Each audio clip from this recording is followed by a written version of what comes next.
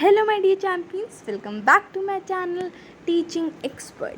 Today I am back with the another video which is based on the light chapter explanation part 2nd.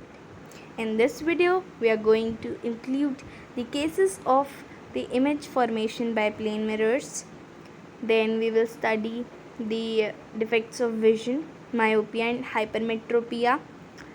Then we are going to study about kaleidoscope and periscope.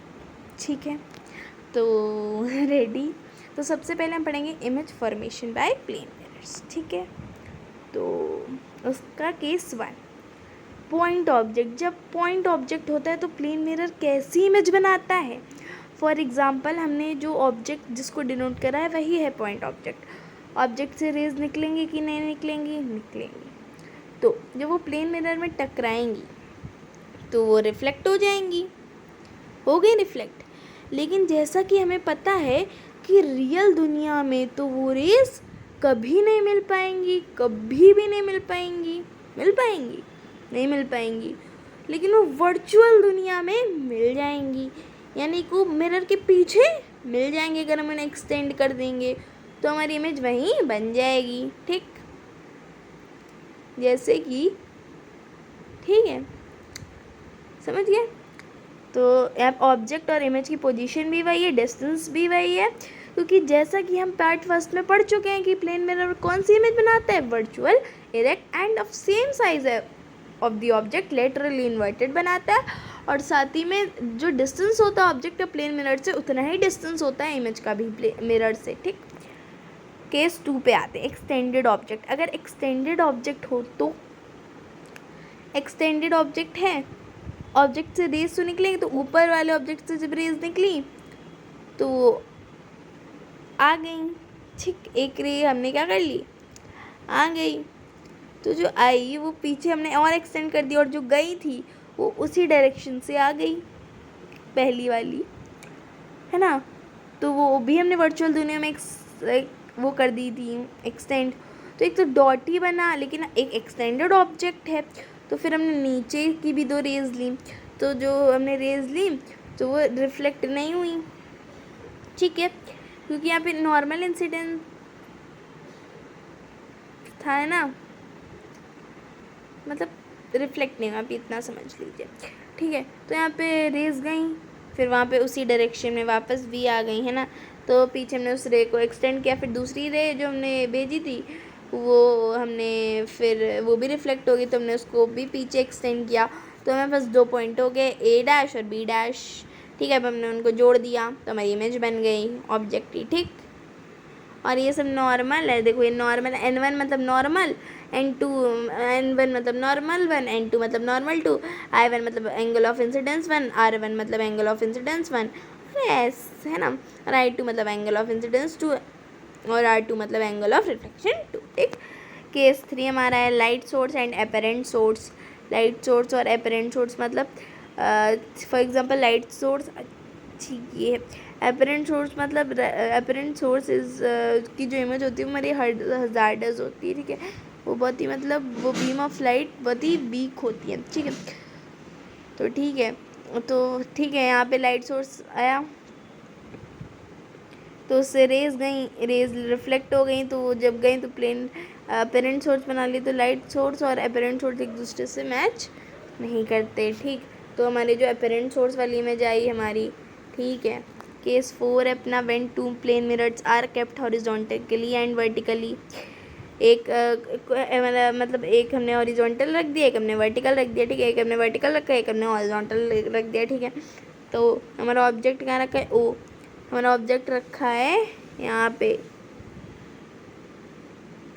बीच में दोनों के, है ना। तो उससे जो raise आई, उससे जो सबसे पहली बार जो रेज निकली तो वो सीधा निकली, वो उसी डायरेक्शन में गई, फिर वो निकली तो ऐसे तो मीट कर नहीं पाएंगे ना, तो वो रिफ्लेक्ट हो गई। एक रिफ्लेक्ट हो गई, एक सीधी चली गई। जब हमने वर्चुअल दुनिया में इसको वो किया तो हमारी एक इमेज बनी, एक इमेज बनी। ठीक, फिर हमारा फिर हमने और इससे रेज निकाली, तो और निकाली तो हमारे फिर हमने इधर निकाली तो I1 के लिए निकाली तो हमारी रिफ्लेक्ट हो गई, तो पीछे एक्सटेंड कर दिया और एक सीधी चली गई, तो एक उधर फिर वो आई नहीं, वो सीधी मीट हो गई। ठीक, फिर हमने जब I3 के लिए निकाली तो क्या होता है,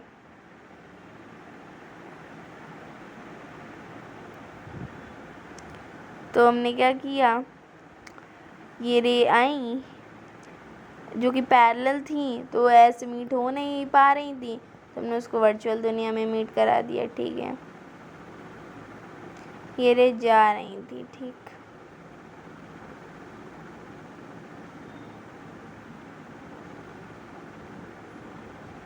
हम लोग इमेज 3 को वर्चुअल इमेज मान सकते हैं, I1 की वर्चुअल इमेज हम I3 को मान सकते हैं। ठीक, समझ रहे हो, इसीलिए हमने मेरी ऑब्जेक्ट से I3 की रेज नहीं निकली। ठीक, और I3 को हम वर्चुअल इमेज ऑफ I2 भी मान सकते हैं। ठीक, क्योंकि ऑब्जेक्ट नहीं दे रहा है I2 इमेज बनाने के लिए जो रेज। ठीक है, तो और लेकिन जो मेरे I पे कौन सी इमेज आई, I पे हमारी इमेज आई है I3। ठीक है, अब हमारा केस 5 है, when two plane mirrors are kept parallel, जब दो प्लेन मिरर्स को पैरेलल रख दिया जाता है तो एक लाइन बना दो, एक I1 I2 I2.1 I1.2 I1.21 I2.1, मतलब आप इसकी जगह I3 I4 भी लिख सकते हैं। ठीक है, तो ऑब्जेक्ट से रेज निकली, रिफ्लेक्ट हुई, तो रियल दुनिया में नहीं मिल सकती, तो उसको पीछे खींचा, I2 पे इमेज बन गई, फिर है ना, तो फिर हमने जो रेज आई थी I2 से हमने उसको रिफ्लेक्ट कराया, तो पीछे वो I2.1 पे इमेज बन गई।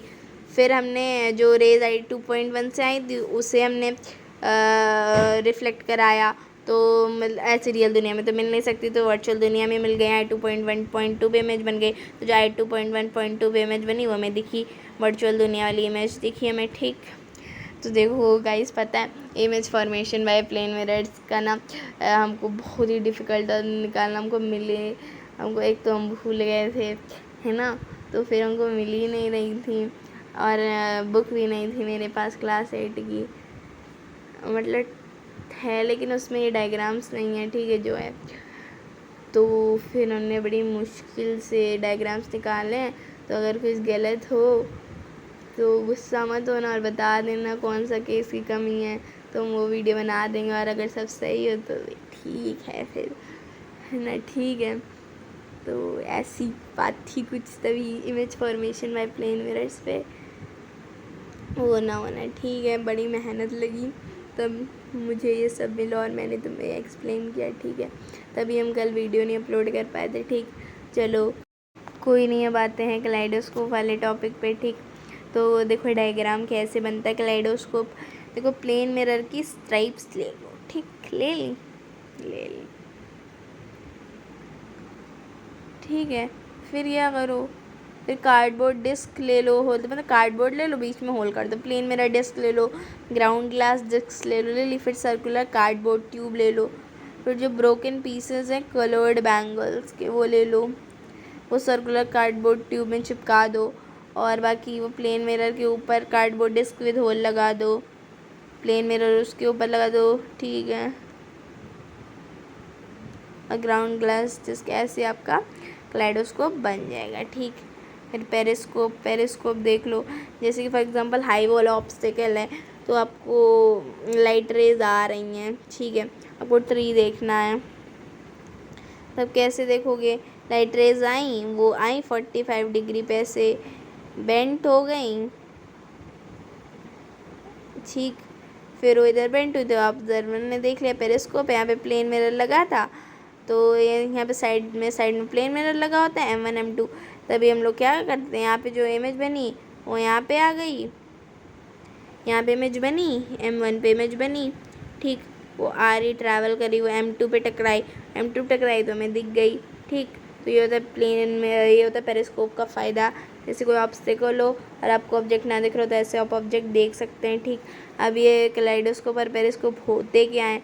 तो kaleidoscope is that scientific toy that uses mirrors and reflective surfaces to create symmetrical repeating patterns. एक कलाइडोस्कोप क्या होता है? एक साइंटिफिक टॉय होता है जो कि मिरर्स और रिफ्लेक्टिव सर्फेसेस का यूज़ करता है सिमेट्रिकल रिपीटिंग पैटर्न्स बनाने के लिए। कलाइडोस्कोप बनाने के लिए चाहिए में 3 pieces of mirror, a tube, colourful objects on one end, eye piece, ठीक।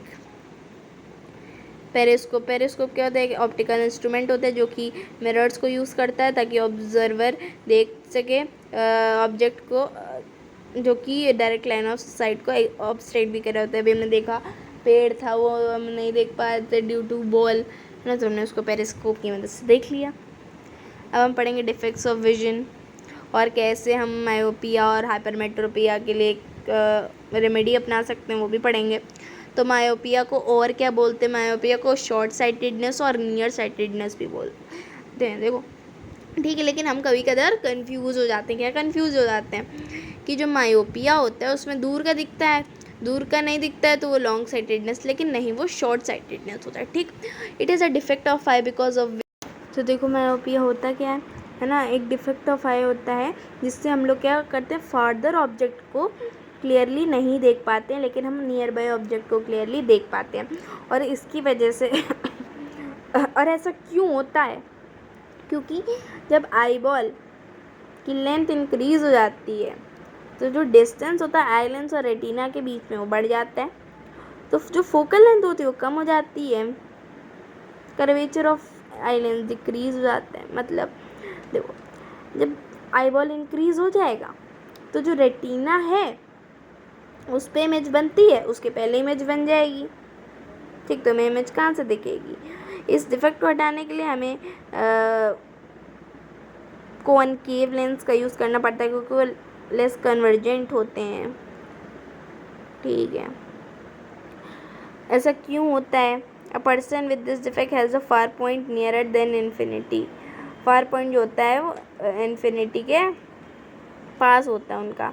और ये डिफेक्ट क्यों होता है? Decrease in focal length of the lens because of excessive curvature of eye lens, elongation of the eyeball. अभी हमने पढ़ा ऊपर। As a result the images formed before retina. Remedy हम क्या अपना सकते हैं? हमें कॉनकेव लेंस पहनना है, मतलब कॉनकेव लेंस का चश्मा पहना है अप्रोप्रिएट पावर का। देखो जो 25 साल के नीचे होते हैं, ठीक है, मतलब हाँ 30 साल के नीचे या 50 साल के नीचे ना, तो उनके मायोपिया ही होता है ज़्यादातर, ठीक। हाइपरमेट्रोपिया को लॉन्ग साइटेडनेस या फिर लॉन्ग साइटेडनेस बोलते हैं। ये ऐसा डिफेक्ट होता है आई का जिससे हम क्या, हम पास की चीज़ें नहीं देख पाते लेकिन दूर की चीज़ें देख पाते हैं।